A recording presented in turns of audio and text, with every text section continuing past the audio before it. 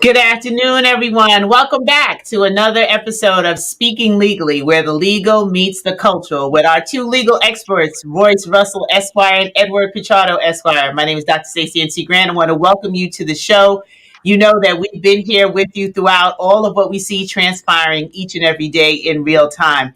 Yesterday was a historic day. We're going to get into talking about what we witnessed as well as the unfortunate tragedy of what happened within hours of what we heard in a verdict. But before we get into the show, of course, as customary, we want our co-host to say hello, and then we're going to dive right in. So I'm going to turn it over to you, Mr. Pichardo. Hola, buena tarde, todo el mundo, mi gente. Hello, good afternoon, my peoples. How you doing today? Glad to see you on the show today. I think you're going to find the conversation quite interesting here. It was a wonderful day yesterday, but the struggle continues.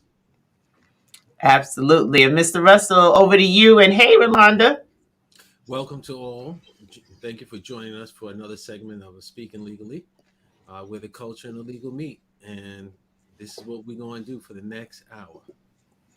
Absolutely. And yesterday was quite historic. As we know, the verdict came out for the murder of George Floyd. And as I listened to the press conference, there were so many mixed emotions. I think everyone in America, not just Black and brown people, but everybody with a heart that saw what happened, were holding their breath. Like, what is this verdict going to be? Because we have been here before, where we've seen with our own two eyes, where we've seen video, we've seen evidence, and yet no conviction. So yesterday we lived a part of history that'll be written in the books, to see that the jury came back with a guilty verdict on all three charges, which was monumental. And I want to commend the Floyd family for the way in which they have handled this trauma. You know, at the end of the day, they will never get George back. And to articulate their thoughts and ideas with still compassion in the midst of their pain is quite admirable. And for them to share how they just stayed prayerful. They're a praying family, and they stayed prayerful that justice would prevail. And the fact that we were able to see that happen, and all of the reaction from not only the legal team, members of the family, but his daughter. You know, it's there are no words. I was very emotional watching it yesterday, as I'm sure most of you were. But, you know, here on this show, we break down what we see so you understand what comes next. That's just the first step. I do want us to touch on and get our legal expert's opinion on Attorney General Ellison and his comments that he shared as well after the verdict. And then, unfortunately, an Ohio teenager, 16-year-old Ma'Khia Bryant, was shot dead by cops just minutes before this verdict came out. So it's almost like we're living in this consistent nightmare of a happy moment that is overshadowed by yet another life lost. So we'll get into her story and just make you aware. I don't know if all of the major news outlets have covered, but it's starting to pick up a lot of steam with questions. How did you shoot over 4 times, I believe, when she called the cops? She called the cops because she was fearing for her safety because of threats that she had received. So let's take it piece by piece as we see this show. That question can be asked as we looked at Kowalski Trawick in New York City, who called for the FDNY to come in to unlock his door while he had food on the stove, where he believed he had food on the stove, and he locked himself out, and then he's dead, shot 4 times. I know we'll get to that story, but this is just another situation where people of color have to make a choice, a real choice, whether or not they are going to invite police that they believe supposed to help them, call on them in a crisis, and call for their assistance without fearing the worst. Like I said, in reference to speaking legally, I've said this before. We're ahead of the times. We're down the block and around the corner before the news even gets there.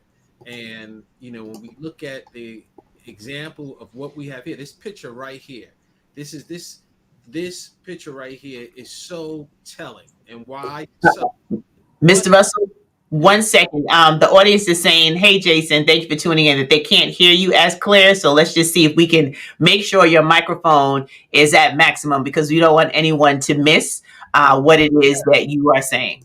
Can they hear me now? Okay. All right, continue. And yeah, hopefully we won't have that feedback because we have a lot to say today. So continue, Mr. Russell. One of the things that I want us to focus on is the picture that you have right up here, this frame right up here. And it speaks to almost all the segments of Speaking Legally that we have done over the past year and a half, 2 years, right? Year and a half, right? It's been a year and a half, right? Year and a half. All right. So, one, we talked about putting our people in places in position of power. Look what happened. Keith Ellison, the Attorney General, had to take the case from local authorities, local law enforcement, local district attorney's office, and said, "Look, we're going to handle this, and we're going to do it the way that it needs to be done. No fumbling of the ball, no Breonna Taylor, dropping at the last moment. No Bronx District Attorney Kowalski Trawick don't want to present the case, or Ramali Graham where there's an indictment and then it's appealed and then there is no indictment. This person, Keith Ellison, took the bull by the horns, created what he called his bouquet of dream team folks that were, and I saw two people of color, the gentleman that's behind him in this photograph, and it was a woman, a sister, she appeared to be pregnant, who was part of the team to make sure that every I is dotted and every T is crossed. And then what we have is professionals doing their job, not worrying about the interaction and the effects of what it would mean to convict a police officer and how that plays out with the district attorney's office working with the police. That became an ancillary issue. The primary issue was getting justice for this family. And the end result is exactly what we see on the screen. Guilty, guilty, guilty. And when we look at the Ohio picture, as I said before, this is like a duplication of Kowalski Trawick matter in New York City. Young lady calling for help, call the police in New York. This gentleman, he called for the police.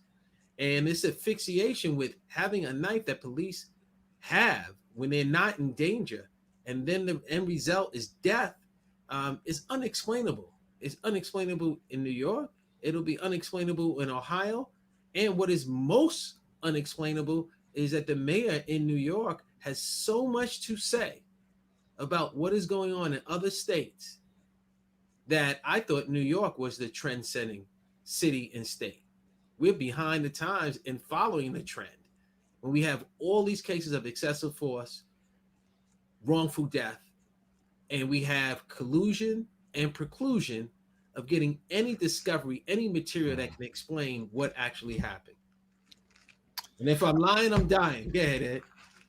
I would imagine that you're because you mentioned it. You mentioned the presence of a knife, and I'm already hearing commentators kind of saying, "Oh, wait till we finish our investigation. It appears that she was about to attack some other young women with a knife, and it's like the spin doctors are already working their magic. It seems like, but listen, we'll take a fair look and see what comes out of this, what the facts are. But it's refreshing to see how Keith Ellison and his office marshaled the resources that they had available to make sure that they obtained this guilty verdict. They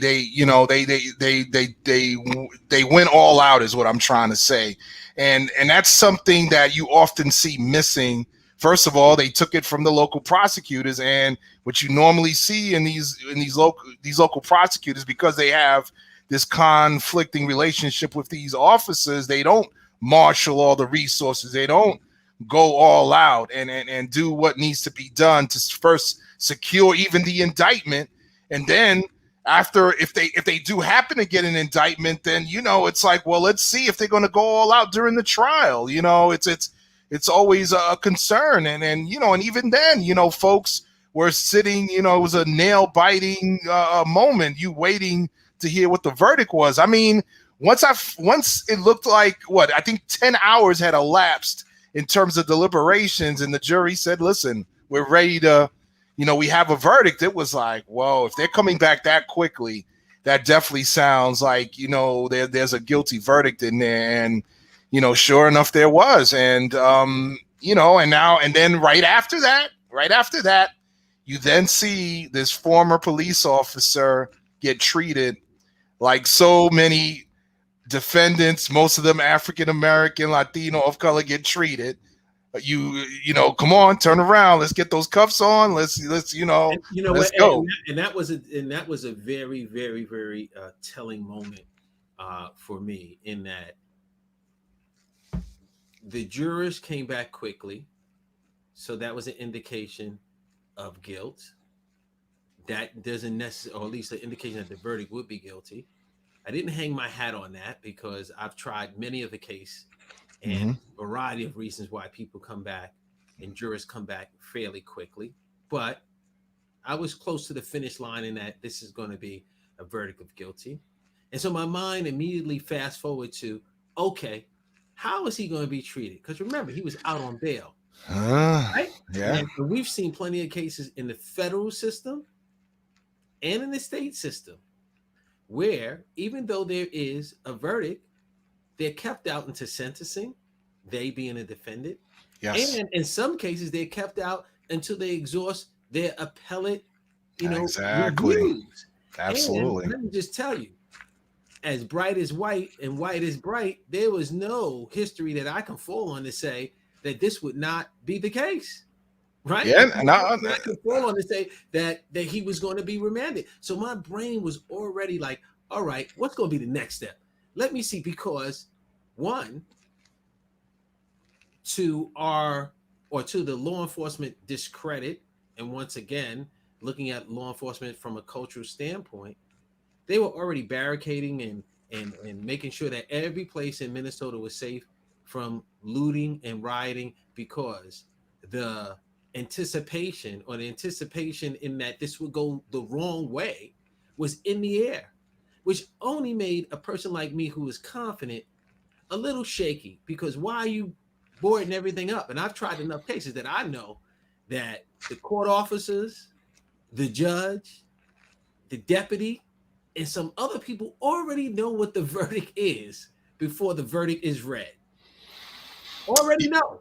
And already sending out the signals to everybody what to do and what not to do. And I watch for those things, and I look for those things. And I wasn't in the Minnesota courtroom, but I'm looking like, all right, which way we going with this? Because I can tell the way the personnel is acting, which way this is going.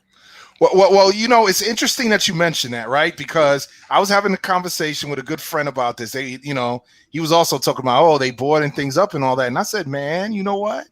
Maybe they're boarding up for the right wingers. And when the verdict comes back guilty, what might they do? I'm harking back to the invasion of the Capitol. I'm harking back to a gentleman ramming his car against two DC police officers not too long ago. I'm thinking of a radical right now, right wing that is willing to, or always has been, sanctioned by, you know, I mean, you got members of law enforcement who are now, folks are taking a closer look and saying, wait a minute, he has white supremacist ties, you know, and he's on the police department or the sheriff's department or this or that agency, you know what I mean? So that's where kind of my thought went a little, you know, to the left in terms of, I wonder if, you know, they're afraid that one of these folks are going to do something crazy after they hear the, you know, all guilty verdicts. You know, what are they going to do? I would tell you, you were very more optimistic and insightful, because right now, that would be wrong place, wrong time, right? That would be wrong place, wrong time. Because if any of those right wingers would have raised up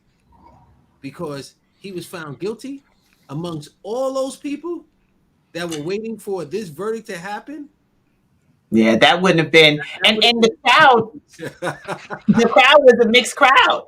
You know, when I looked at everybody that was there, what also in the midst of this trauma was seeing white children, black children, you know, Hispanic children, like everybody that was there was a mixed crowd saying this is wrong. And, you know, for the ones in the audience, clearly they were allies and they were saying, we acknowledge that something is wrong here. And there was a gentleman, he's an artist. He actually posted something in the middle of the trial with a white man with a gun threatening the police, fought them off, told the police to put their gun away, and he sped off and he's still alive. And he, as a white man, shared this on social media saying, so if this was a black man, he would be dead. And we're wondering why Black Lives Matter is such a rally cry. And I was like, wow, that's part of what it takes to change what we see with the reform and the bill that is now being presented is for our allies as white people to acknowledge that there's something wrong. Like this is not just coming out of a vacuum. The only difference is it's being televised, it's being captured on video. And that young lady who was brave enough to stand there and to hold her cell phone and videotape what happened, if not for her, this might have been another case that there was some other reason why this verdict would be different. Well, you know, I would tell everybody that really had a sigh of relief to understand that this is the exception. This is not going to be the rule. Exactly. I'm just letting you know that now. This is an exception. This will not be the rule. And as I've seen in the past, when there's tragedies in other cities that show police officers in a very, very unfavorable light, you would think that there would be some type of um, need to do right. But what you realize is that places like New York, being a litigator, litigating cases of this nature, wrongful death, all the way to being detained wrongfully and falsely, um, it seems that the city doubles down. Like, we definitely not going to give you any money for that. We're definitely not going to resolve this case because they look at it as some point of a weakness. And so I don't want us to feel like this will be the norm. This will always be the exception. Now, that doesn't mean that we don't move to make it the norm. That's what the fight is all about. That's what the fight is all about.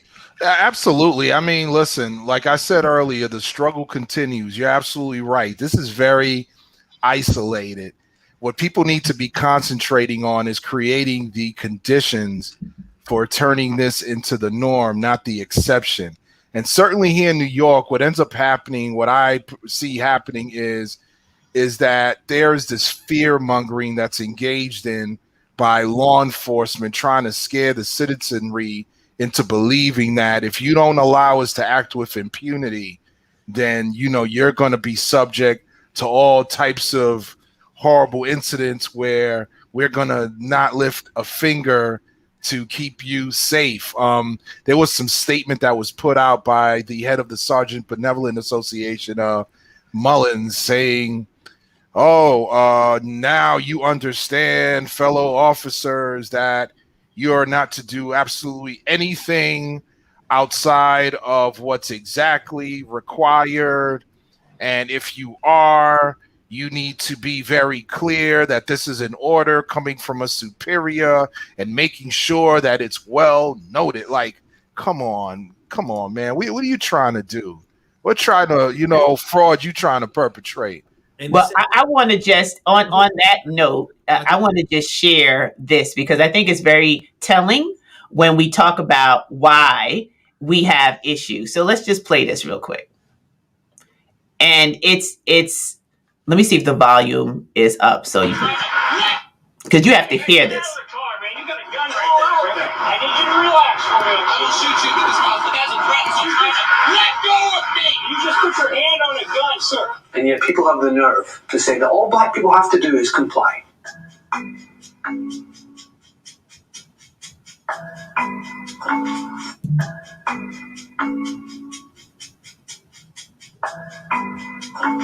Honestly, you're not going to believe what I'm about to show you. Okay. Sorry.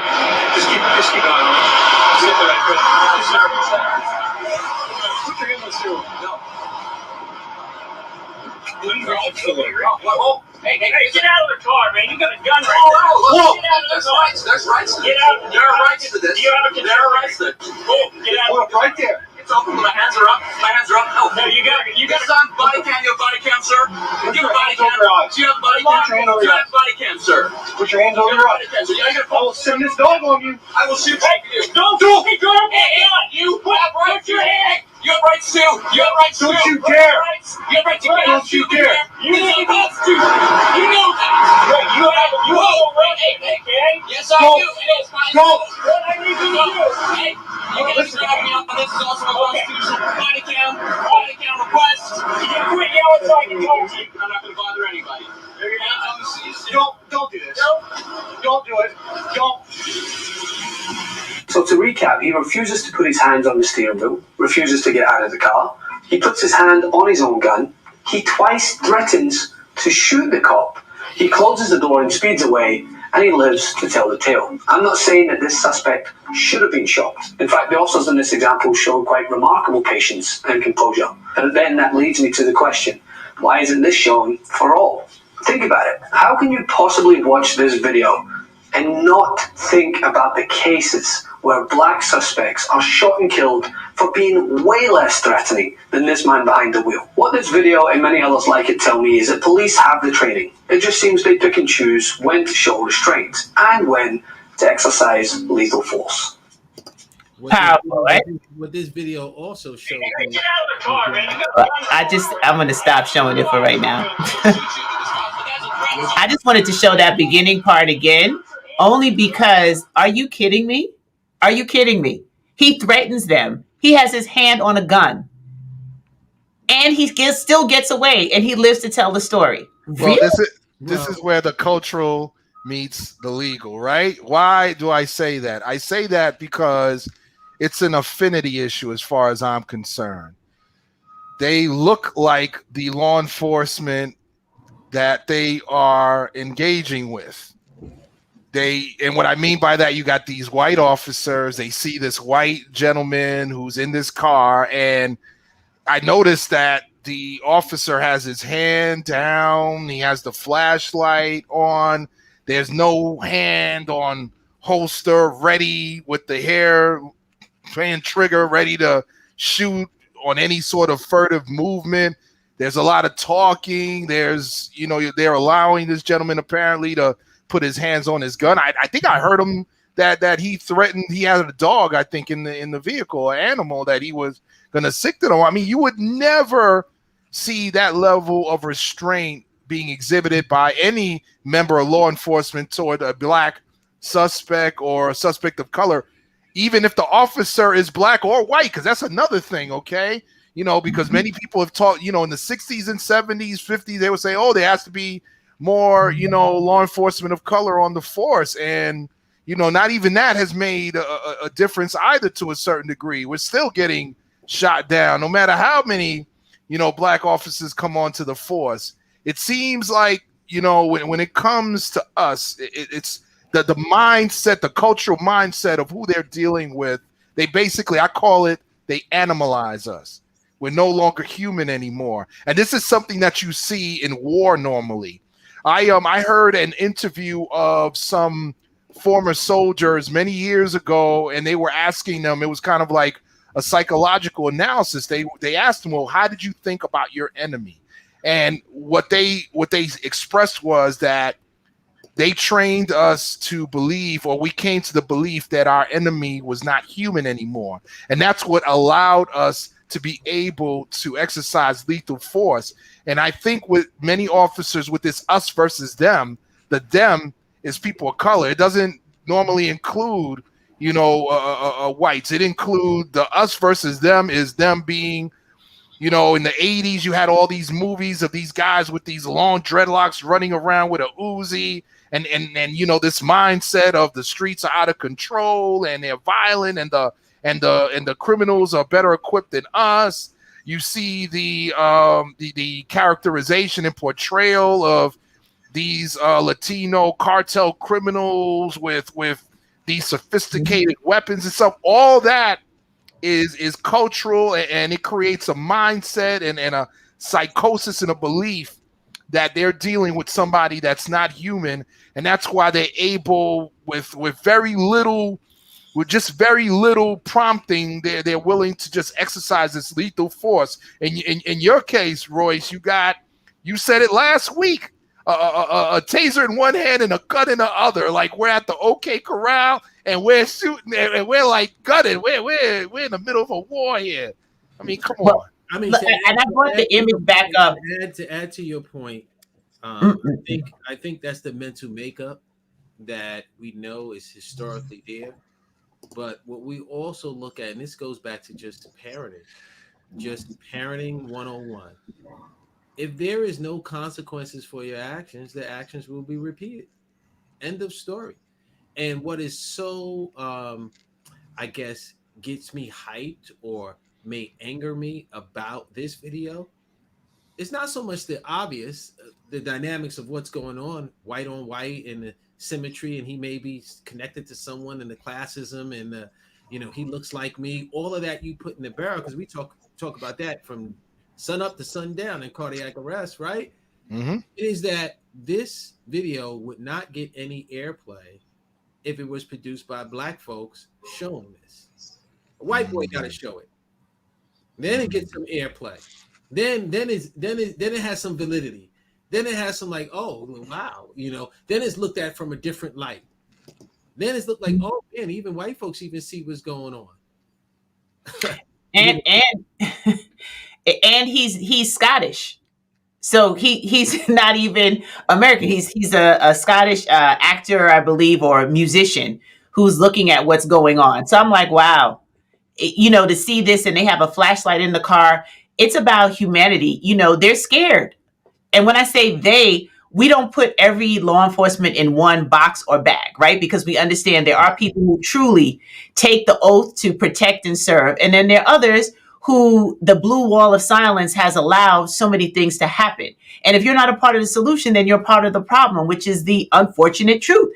But we've seen, and we want to credit those who have taken a stand. They've had to pay the consequences for that internally when they stand up for what's right, or they go against things that they shouldn't participate in. But we're zeroing in on those who've made systemic racism part of the fabric of this country. It didn't just start. I mean, Emmett Till's cousin was commenting on yesterday, right? We can go down the laundry list of names that we know about and some that we don't know that have constantly happened. I've listened to people process their reaction to the verdict, the reaction to the trial, and we are in some serious trauma for personal stories that people have gotten stopped by the cops and had very unfavorable circumstances as a result. It never got to the news. It's not on CNN. It never made it to social media.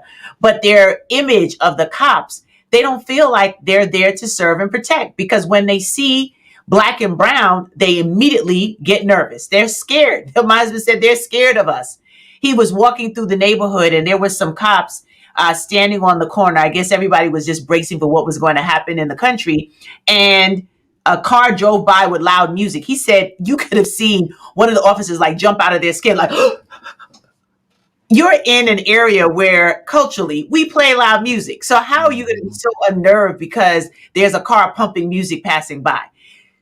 You don't know the community. You don't know the people in the community. So it's hard to build that trust. And trust, unfortunately, has eroded because of what we see. And here's yet another example. So I just wanted to bring that up as we're talking about breaking down what happened yesterday. To Mr. Russell's point, will this now become the norm? And he's saying absolutely not. That we are not necessarily going to see the same level of the judicial system work with an attorney general, with the prosecutor's office, with the jurors. We don't know if we're going to see this again. And we have situations, not solutions, happening within minutes of this verdict going out. So what's going to happen here as this one unfolds? What's going to happen with Daunte Wright? What's going to happen with the current cases in New York? And Mr. Russell, I said, you think you mentioned about 3 of them that are still open, that are still not getting the airplay or the national press that we've seen. So when is reform going to happen? And will this George Floyd reform bill pass the Senate? One of the things that you mentioned, Ed, you talked about this theory of police putting out the rhetoric, the union, which I think the PBA, Police Benevolent Association here in New York, is just as strong, if not stronger, than the gun toters. In reference to political clout and control over the city. And Yeah. so when you talk about fear in the fear in citizens that your neighborhoods will not be protected, that goes over my head sometime, right? Because I don't really think you protected my neighborhood anyway, right? Mm-hmm. But where it resonates more with me is that I think they say the same thing to district attorneys' offices. Say, hey, look, you want us to make arrests? You want us to help you get convictions? You need to do certain things. Right? I know you're not trying to convict one of our own. I know you're not trying to force us to tell the truth. I know you're not trying to hold our feet to the fire.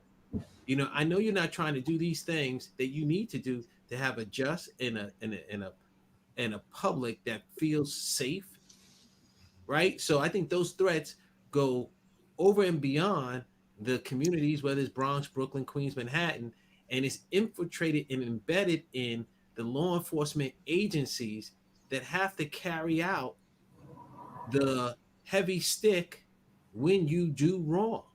Quite, quite frankly, no ifs, ands, and buts about it. These agencies are scared. So let's talk about that fear, and let's talk about the difference between crime and abuse of power. And if we let the media or what we see in visuals tell the story, you would think that crime only happens in a Black community. Like every other community, there's no there's no crime happening. It's only Black and brown people that commit crime. So that's the first fallacy. But when you talk about the being scared, we haven't been able to separate crime because that's what they throw back. Oh, well, if we're not there, all this crime that's happening, it's going to be just, unfortunate, and you're not going to be able to call on us. Instead of zeroing in on what the real issue is, it's abuse of power. Well, we don't So call you have power because you are someone sworn to protect and serve, but you're abusing that power. And you're not looking at ways that the money that is paying salaries can also pay to deal with some of the social ills that we have that create these scenarios that no one's throwing any attention to. And I should say, no one, we have activists, we have community organizations that do their best to work, but the significant amount of money that is put in the criminal justice system, where does it really land up to help correct the ills that we see and separate the issues that we're fighting for? We're not saying that we want crime in communities, but we're definitely saying we don't want abuse of power and that we don't de-escalate with any sense of humanity. We shoot to kill. But once again, when someone threatens you with, "Where I'm not going to do my job," I go back to the parenting thinking. If there is an action and there is not consequences, the action will occur again. If a police officer decides that he's not going to make an arrest, and it can be proven that he doesn't make an arrest, he'll be disciplined or terminated. The problem that we see and the conflict and the reason why you don't get real justice is because they self-regulate themselves. And when you self-regulate, there really isn't any consequences because the person who's the lieutenant now was once the officer on the beat, and he know how it is, and his viewpoint hasn't changed, and he was trained by the other guy who did things wrong and was abusive and was excessive, and so it just keeps on going in a circle in a circle. But before our time elapses, I want to make sure that we speak to some of the um, next steps that need to happen in the Chauvin case. And I'll start with, if you guys don't mind, I'll start with all of the media outlets just talking straight to the fact and only to the fact that he can get 75 years in jail. 75, 75, 75, 75, 75. 25, for I think for the murder in the third degree, 40 for murder in the second degree, 10 for the manslaughter. But all you hear is 75, 75, 75. And that is great, and that's sensationalization. But what you don't hear is, what is the minimum? Can he walk out of here with 5 years? I've researched, I looked, I could not find what the minimum is. And for the viewers that don't know, in Minnesota, what they do is they have a federal type of sentencing guidelines that they work with. See, in New York, you have a state guideline. You get convicted of a charge of murder. The guidelines is 10 to 15 years. I mean, 10 to 25 or 25 to life, right? So the minimum you're doing is 25. The maximum you could do is life. Those are the, but in federal court, what they do in federal court in New York and in New Jersey and all over is that you have a sentencing guideline which takes in consideration your criminal history, which creates a category. And what do we mean by your criminal history? If you've never been arrested before, you might start at criminal history 0 or criminal history 1. If you've been arrested 2 or 3 times, then you go to criminal history 2 or criminal history category 2 or criminal history category 3. And for every time you move down the scale, 1 through 6 or 0 through 6, that's a reflection of how many times you've been convicted of a crime. Those are what we call points. And then what Minnesota does is that they also have an offense level. So if you're committed of murder in the 2nd degree, that's offense level 11. Murder in the 3rd degree, that's offense level 10. Manslaughter, let's just say, is 9. And so there's a grid that the 2 points meet at some, 2 lines meet at some point. One, what the offense level is going this way, and going this way perpendicular to that is the criminal history. And so we keep on hearing this 75, 75, 75, and some even speculate, Ed, you mentioned that, he'll probably walk away with, 12 and a half years. But what we don't hear is what's the minimum. So I can really give some type of evaluation and some real response as to whether justice has been served. Because the minimum is 10 and he does 12 and a half. Well, he only did 2 years above the minimum. And given some of the Blake factors that are mentioned here in the Minnesota case, which really deals with aggravating factors, that he's a police officer, that he killed a civilian was not resisting, was helpless. Those are some factors that could cause the court to even penalize him more and be more punitive. I don't want to hear what the maximum. I want to know what the minimum is. I want to have an understanding of where he falls in the scale. And just knowing the maximum does me no good. And it's very important that you note that, because let's say that legally this judge has the ability to give this gentleman probation, right? I mean, if there's no floor minimum there, I think folks are going to find that very disturbing if that is indeed the outcome here. I also been doing some research, and I'll admit it hasn't been tremendously extensive with the verdict coming yesterday evening and then us doing the show today.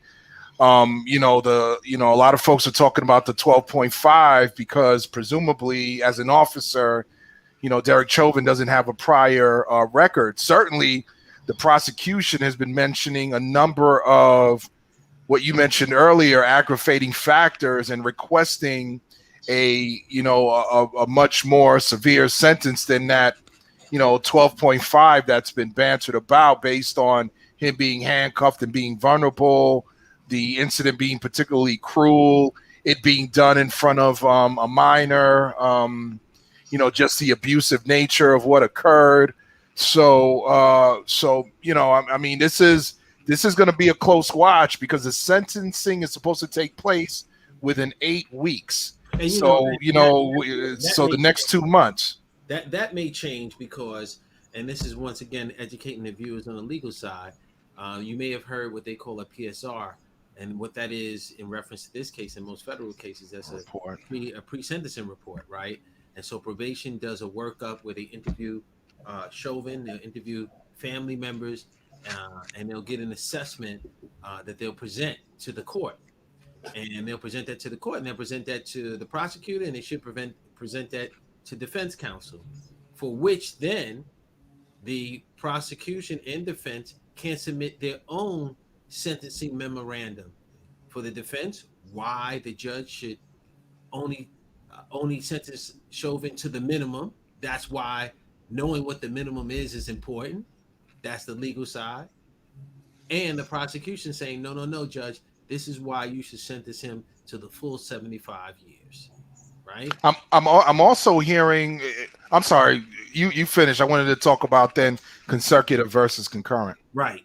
And so these are the reasons why you should sentence him to the 75 years. And one of the things that we assume is that Chauvin has no criminal history. And that may be a correct assumption. However, in the federal system, which appears to be applying here, there is such a thing called relevant conduct, which means that there is conduct that this person displayed that was not criminal, but it's still in the same lane of excessive, violent, and abusive. So, what do we mean by that? If Chauvin has other complaints, which I believe he does, of excessive force, of civilians complaining about his misconduct, that is what we call relevant conduct that the court can consider. That may not be a conviction, that may not move the scale of the criminal history category that we talked about 1, 2, 3, 4, 5, 6, but may move the range for which a judge may sentence you. He might be thinking about the minimum, let's just say, if it is 10 years, or thinking about 12.5. And I must say, the media has done an injustice to jump to this number, and anybody else who's been articulating this minutes after the verdict, because it's only been hours after the verdict as we sit here today, the 12.5 really should just put a zipper on it, because there's no real analysis and and there's no real support for that I can see at this point. And it's just being the first person to be on first base. Just 12.5, that looks like, because he has no criminal history. And just to be clear for the audience, the statute basically says no less than 40 years, and for us it's like no less than 40 years. Well, where's the minimum? What does that mean? No less. Yeah. Right. No less. Less is less. Man, is less more? I mean, what are we talking about here? Make sure that our audience understand that yes, he may not have a criminal history, but there may be relevant conduct that is revealing. So once again, this is the importance of people. This is the importance of people of color who have been victimized by police misconduct. They still have to report it. Right. Even if they don't want to sue, and even if nothing happens to that police officer, as far as clearly you want to do it in New York, because nothing ever happens to police when they violate. I mean, even in the Kowalski Trawick matter that I'm litigating now, I haven't seen any admonishment for leaving your body cam at the precinct and not having it on, or having your taser and gun out at the same time. I know that's not protocol, but any complaint that you file, lo and behold, in a criminal proceeding, you probably would have never thought of this. It may come into play, and it might very well be important to show relevant conduct. Absolutely. I mean, listen, right now, this elucidates the importance of the activists, the community, the people who really care about this issue, that it's important to them to continue to voice their opinions here, to continue to let everyone know that they care about what happens here. Yes, there were these guilty verdicts. Now, next is sentencing. What happens next? The fight isn't over. People are celebrating. They're popping champagne. Let's put a cork in it for now. Let's slow down. And we know the fight is not over, because as good as this judge was, he also mentioned to defense counsel, hey, you have a right to appeal, because what Congresswoman Waters said, right, in reference to the protesters, in summer substance, you need to get agitated, right? You need to really stir it up. And the judge made it a point that, look, you said this, the jury was out, or the jury had yet to get the instructions, and that could have influenced the outcome. Now, I would tell you between my two ears, you know, the folks in Minnesota don't even know who Maxine Waters is, right? So they're not paying attention to it. But we have to be mindful of the things we do. Well, there were a number. There were a number of motions that were made by the defense during this case. You know, the one piece of this case that so far did go to appeals was that for the reinstatement of the second degree, I believe. So Third degree. the third degree, yeah, the third degree that went to the highest court, I believe, to the Minnesota Supreme Court, and you know the charge was reinstated. But there were others, you know, they were trying to get a change of venue. They were trying to get, you know, certain evidence in terms of Mr. Floyd's prior arrest. I think that didn't get in. They were trying, you know, to. I think you mentioned earlier. Well, anyway, bottom line is that there are several items that the defense is going to no doubtedly, you know, file an appeal on. The question is going to be whether any of these things amounts to reversible error. You know, I think most legal minds would agree that the chances of, you know, overturning these three guilty verdicts on appeal is next to none or pretty slim. But you know, you just never know. You know, that's another issue that, you know, we need to keep a close watch on. Absolutely. And let me define reversible error before we move on, because I don't want our viewers to miss that. Reversible error is that something went on during the trial that causes a higher court to reverse the verdict, right? And so something happened. One of the judge overlooked an objection, shouldn't allow something into evidence. The comment made by a congressperson, you know, God forbid, ever makes it to the light of day to even be considered as reversible error, means that the case has to be retried again. That is different than harmless error. Harmless error says, yes, it happened. The congressperson made the statement. Yes, the judge allowed that question and that answer to come in. However, given the totality of the circumstances, all the evidence here, everything that we saw, everything that was done, every I that was dotted, every T that was crossed, that error over there is what we call harmless. And we're not going to allow it to disturb what the jury came back with, which is guilty, guilty, guilty. And thank you for clarifying that. I just want to shout out our audience as always. Richard, thank you so much for being here. Richard Russell, Richard Rivera. Monica had a question. She said, wouldn't his history indicate his intention? In other words, a pattern in his behavior or character. So that's what you were speaking to earlier. Why it's important to go ahead and make these complaints when something is happening so that we make sure that there is a record on file. And then Richard Rivera says so they keep notes on his conduct during prior arrests. So that was a great observation. And Jason also had a comment. Dr. Grant, the answer to that question is yes, yes, yes. It all comes in. You can continue.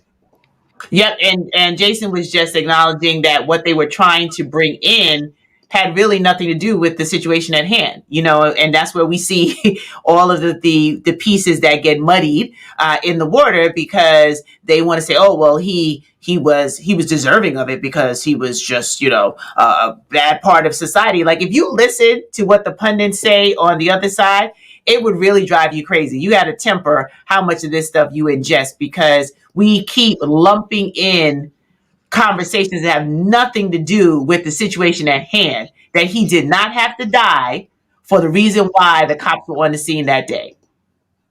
Well, I mean, that goes back to the point. That goes back to the point that one, we really have to ensure that we protect ourselves, and we have to be self-aware, and we have to understand that we need to take care of our business, and relying on law enforcement to do that for us is a zero-sum game. You know what I mean?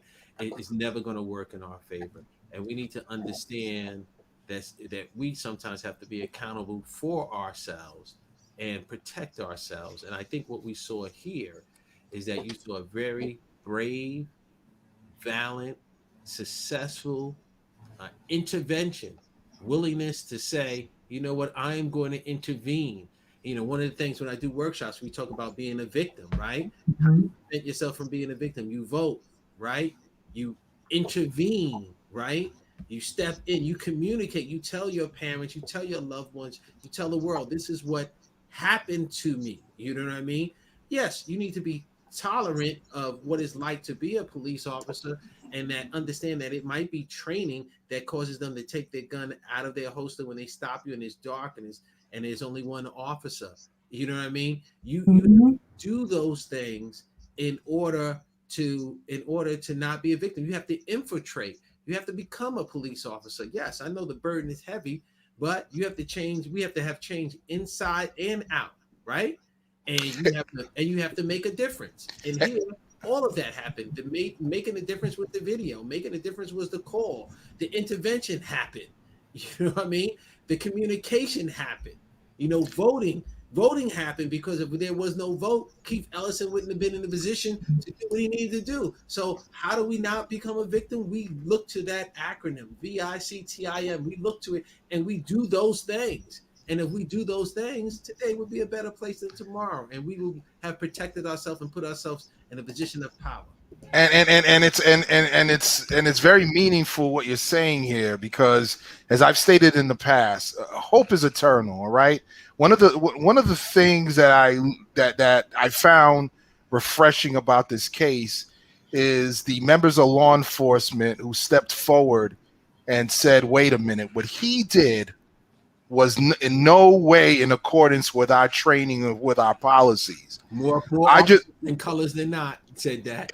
no, and what I'm hoping is that other officers around the country will look at this and say, "Listen, we have to be prepared to stand up and denounce the actions of the few when they engage in this type of conduct. We can't continue to stay silent."